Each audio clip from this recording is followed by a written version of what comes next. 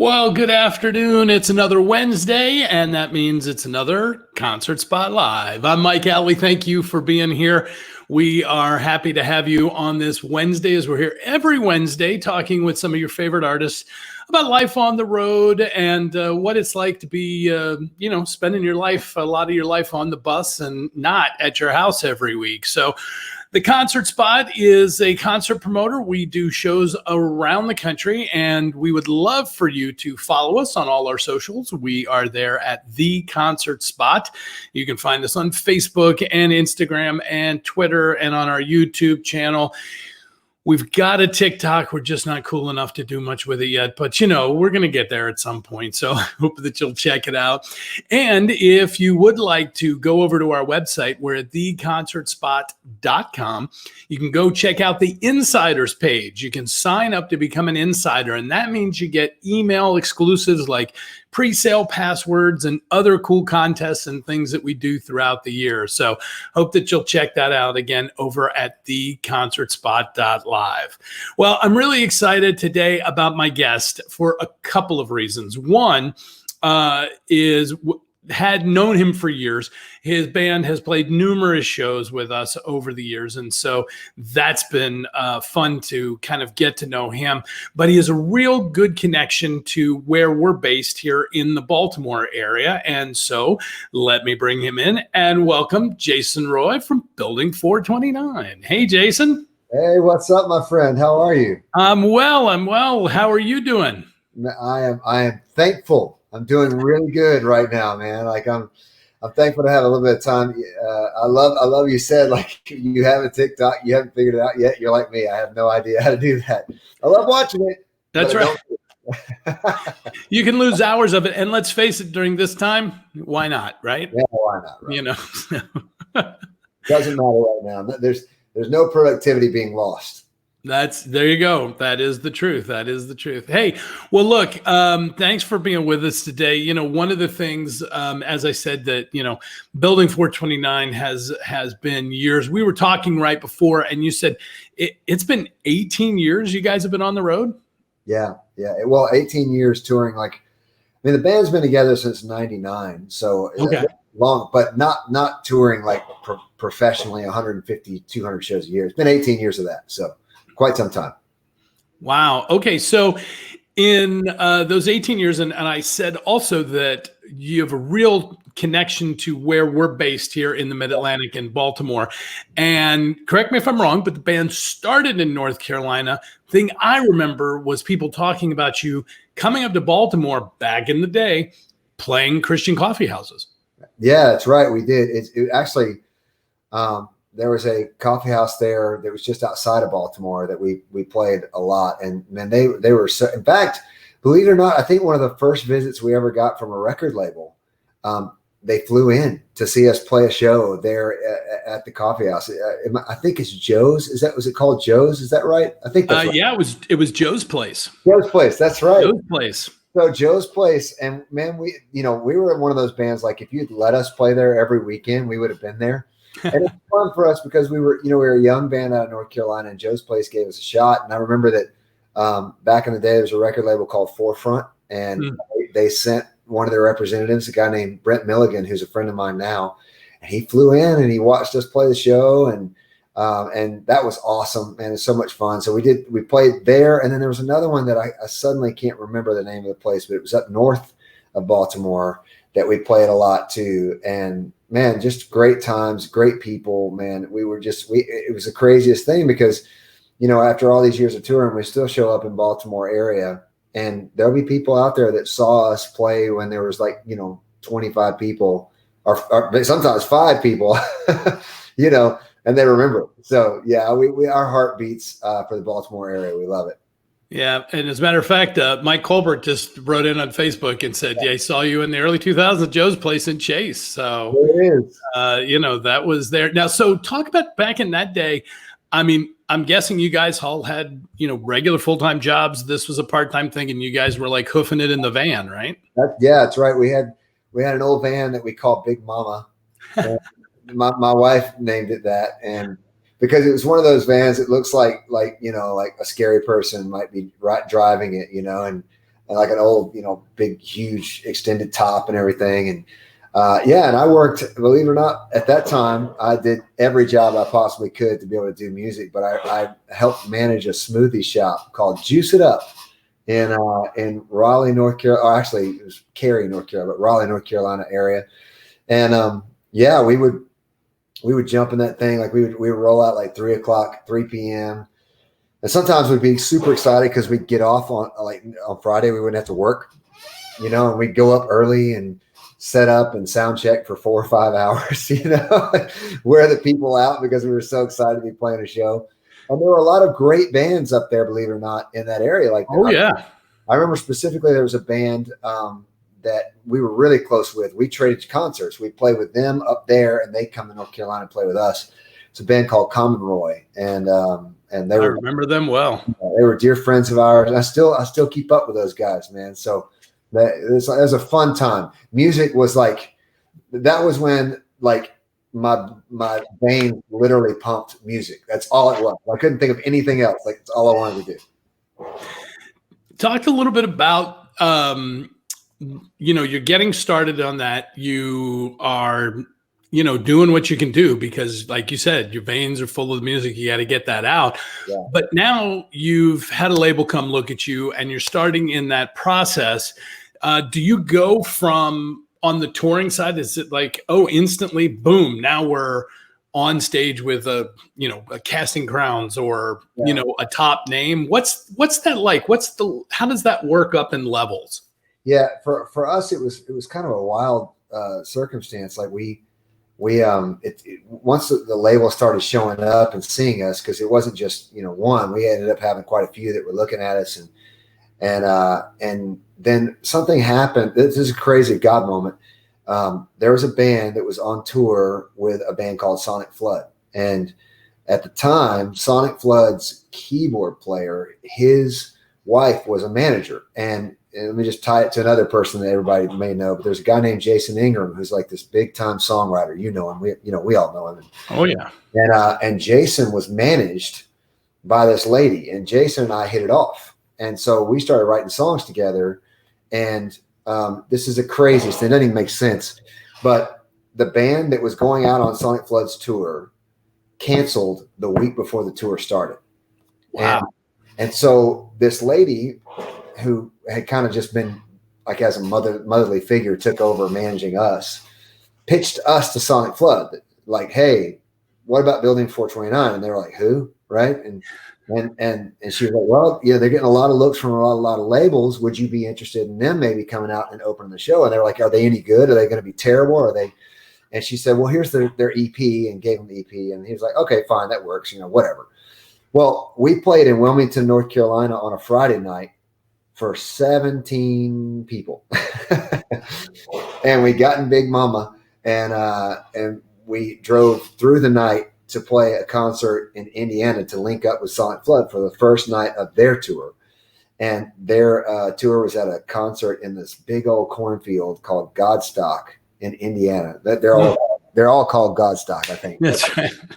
So we roll up, and we're supposed to go on stage at 8:30 that night. And we're thinking, maybe there'd be 1,000 people. And wrong. At 8:30, we walked on, and it was 12,000 people. And wow, from 17 people to 12,000 people, like that. And I remember when we got there, nothing was working right because we're a new band, but I remember this peace coming over me as they were trying to get everything working. And I sat on the front of the stage with the lights down, and I just shook hands with all the people and started talking with them. And it was the weirdest thing. I'd always wondered how I would react to a crowd that big. Would it scare me? Would it make me nervous? What would it do? And what it did, and it still does, for some reason, there's a peace that comes over me in front of a large group, and over everybody in the band. And I think it's being exactly where we're supposed to be in that moment. And so that's what happened. We went from 17 people to doing 30, 40 shows with Sonic Flood overnight. And then we signed our record deal. And I think the next tour we did was Jeremy Camp, and the next one was Casting Crowns, and just off we went. Wow. So you go in that area from kind of the coffee house beginnings, from the 17 people, Yeah. boom, then you're on big stages.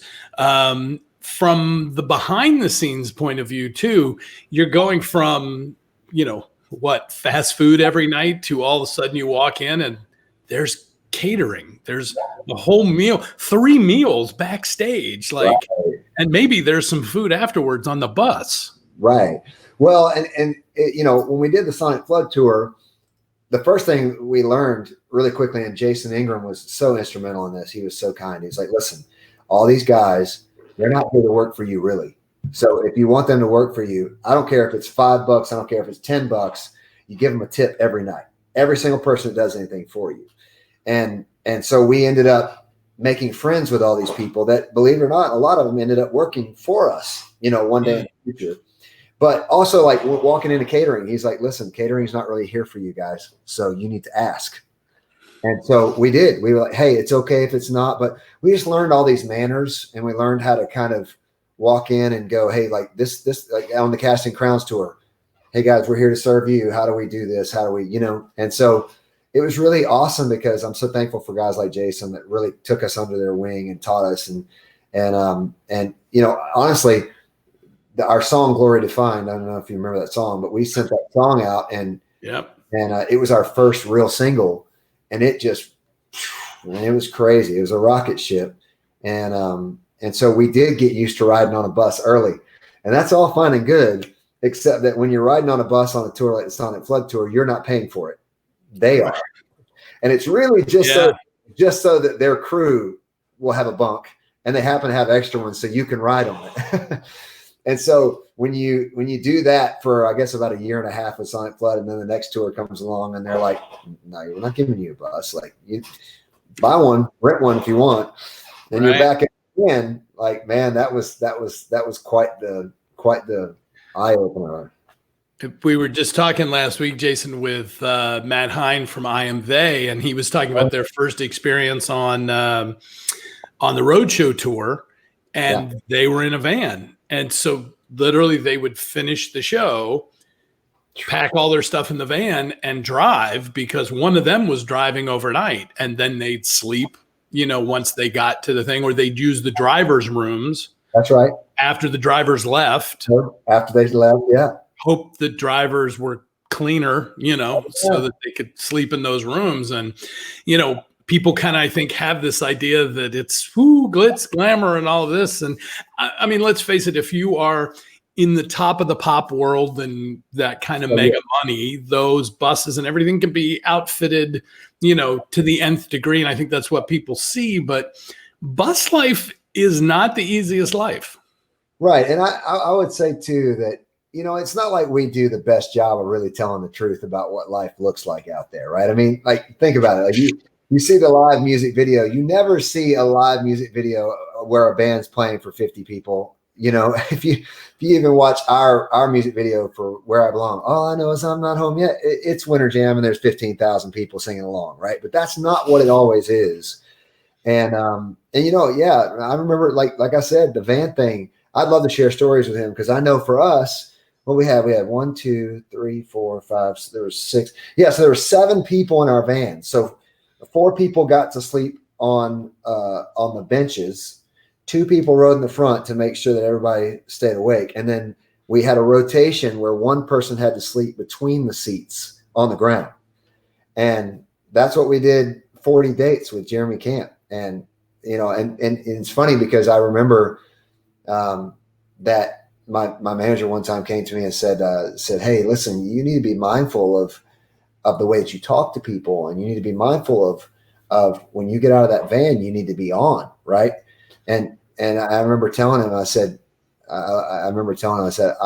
you're right, I do, but it's really hard to be mindful when I've slept 3 hours the last 3 nights. You know what I mean? So there's that war going on for these artists when they show up at your concert. And if you catch them in a bad moment, that doesn't make them a bad person. They may be exhausted. They may be exhausted and fighting for their lives, because the reality is that most of the bands that are on the lower rungs, right, they are literally fighting just to pay the bills, right? And so as much as people out there can, invest in them, whether they be a Christian band or whether they be a mainstream band, like just be an encouragement to those people. And that encouragement goes a long way, because every once in a while I get somebody to come up and say, man, I love your music. You're doing a good job. I know you're tired, but hang in there. And that was like fuel for me. Yeah. Talk to us about what is the best thing about bus life. What is it that when you're out there that you're like, is there something that you really love about being on the bus?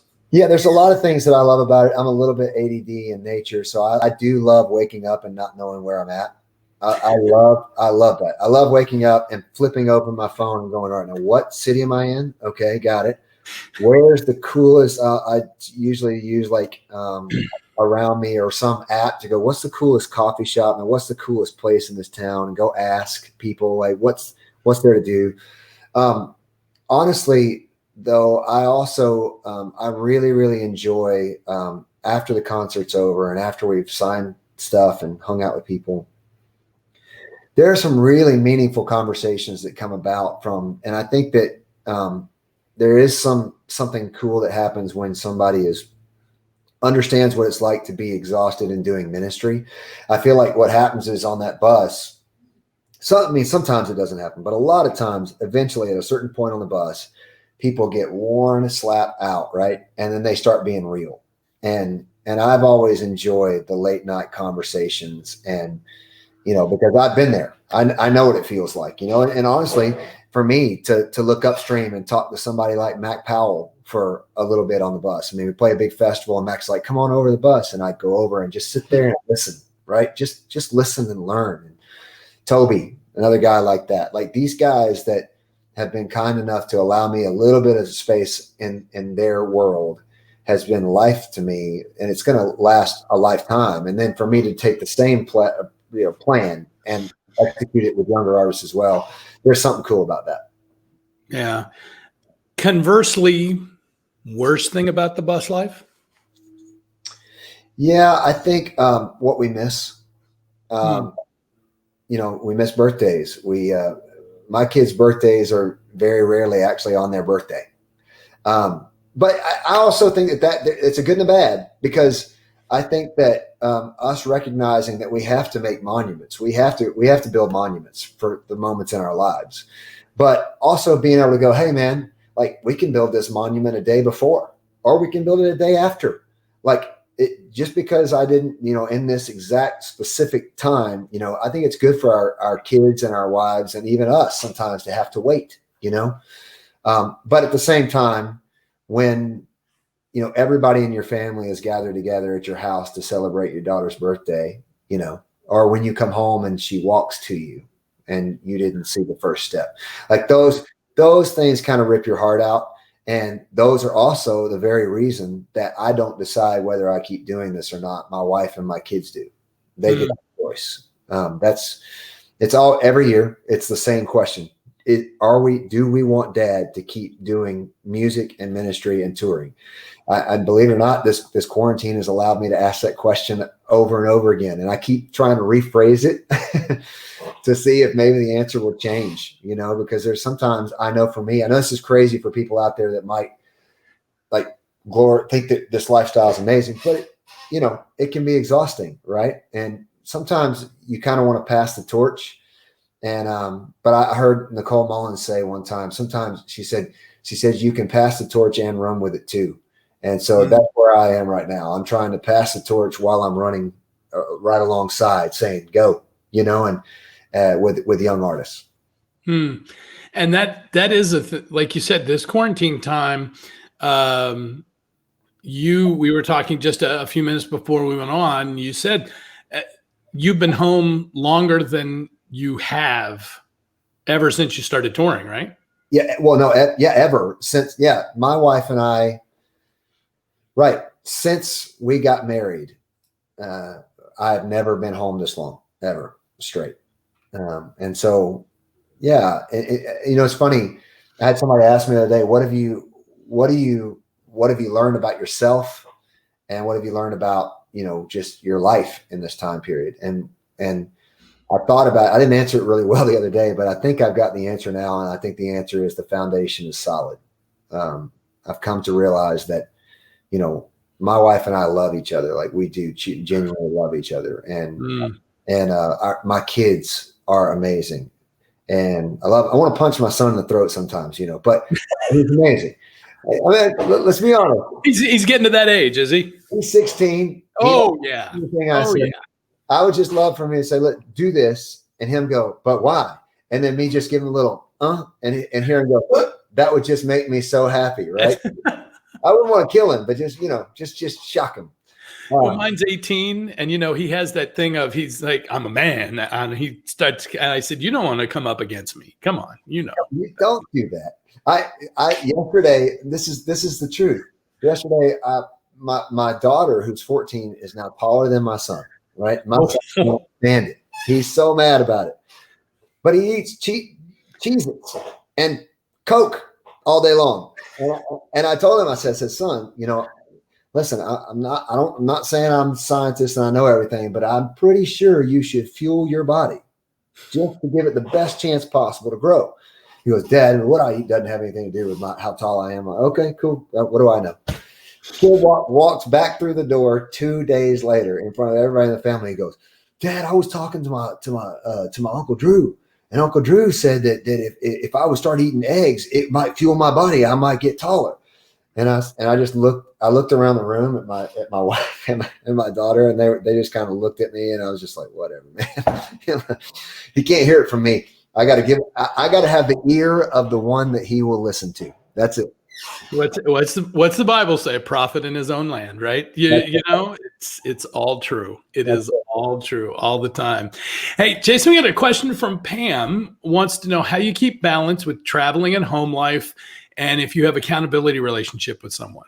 That's a fantastic question, Pam. I actually really appreciate that. I feel like I don't think it's a balancing act at all. I don't think it is. I think it's more juggling. I think that I'm holding something in my hand and I'm peripherally aware of everything else, right? But I'm 100% focused on what's in front of me, and then I just keep moving. And that's just kind of the way that I've always done it. But if at any point there's one ball that doesn't ever get dropped, right? If it needs all the attention, everything else can fall. And that is my wife and my kids. Like that's everything else doesn't matter. If that's not safe, then I'm not playing with that. Do I have an accountability? Yes, I do. My best friend in the world, his name's Brian Coleman. He's my accountability both and online as well. Just because I want to protect myself and protect my family, and I think that one of the major differences about it's funny. I just went through a pretty serious situation with another person that I know who had some failings, and it's very difficult. But one of the things that's different about these days is that maybe in a different day it wouldn't chase you down, right? You had to go find it in the old days. Today, all the temptations, they are literally chasing you. And so because that is true, and I know it's true, I take accountability pretty seriously. So yeah, that's the answer to that. This doesn't exactly do with touring, but I'll throw it out there because I think I know the answer, but I'll let you go with it. Catherine wants to know, what made you go into music? Well, that's a great question, Catherine. I was a big time athlete. That's kind of what I built my life to be. And I don't want to make this a long story, but I'll make it a quick one. But athletics were my whole world. And I was playing basketball one day, and I had passed the ball down the baseline, and I turned to run across the court, and I woke up in an ambulance, and my face had been shattered. And I didn't know what had happened. I just woke up in the hospital, and but it broke every bone. My orbital bone broke my nose in multiple places, and you can actually still see I still got a little bit of scar left and up here and all that stuff. And anyway, I spent 6 weeks with my face disfigured, and then they took me back in and rebroke everything, put it back together, right? And but don't worry, I look like I used to. I really do. But in that time, the doctor said to me, he said, if this guy had hit you, a guy punched me from behind. He said, if he had hit you just like 1 millimeter to the left, you wouldn't be here. He said, it seems like God may have a reason for you being here, so maybe you should make your life count. And I just took that and I thought, okay, everything else I've ever done in my life has been about pride. It's been about arrogance, and it's been about me always. And I love music. I know that when I play music and I write these songs about God, other people seem to really enjoy it and they sing along. And I feel like I'm closer to God doing that. And so I basically canceled everything in my life and focused 100% on music and ran hard after God. And that's what I've been doing these last 20 some odd years. Wow.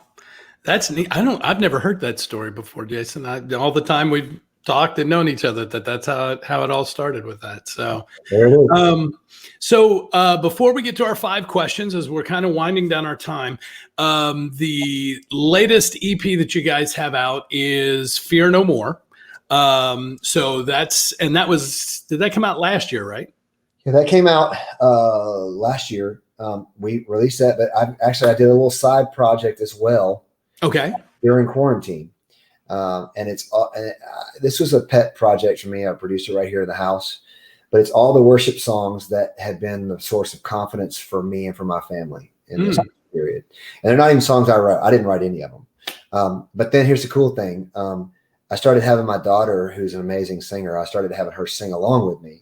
And before I knew it, she was singing on every song. And so we have an EP out right now that's 5 of my favorite worship songs. It has Another in the Fire in it. It has just a bunch of fantastic songs, but it's called the Remember EP, and it's out right now as well. So we have the Fear No More EP, which has our original music, but then we just did this worship thing that I produced right here. I didn't have anything else to do, so I was like, well, let's have everybody mail in their parts, from all over the country, and let's make a record. And so that's what we did. Very cool. Very cool. So, all right. And everything can be found at your website, right? Building429.com. Yep. Building429. Perfect. All right. So head there and you can find them on all the socials there running underneath. All right. Time for 5 questions. These are quick questions that just kind of a little bit about touring life. So first one, other than your phone and your Bible, what's the one thing you don't go on tour without? In-ear monitors.